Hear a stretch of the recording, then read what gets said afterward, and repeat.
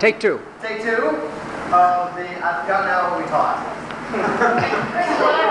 I can only go as far as the review and then I forget. Alright. So today was the fourth lesson of Shag, and the final lesson. So we went over how to do breakaways today, which is both partners no longer touching each other, but still maintaining Shag basic. Alright?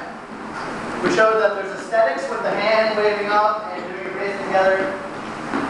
And then we also explained how to initiate do-si-dos, or how to just get back into close. Also how to turn.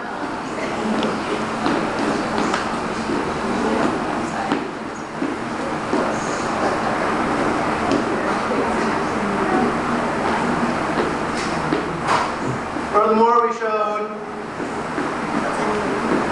nails.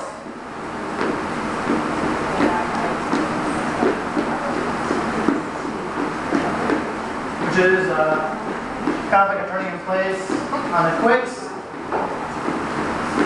And then how to get into the sail position.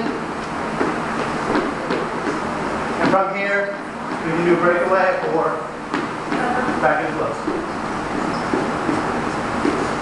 Alright, and then the last thing we did was how to dance a little bit faster, which is keeping your pulse smaller, more grounded.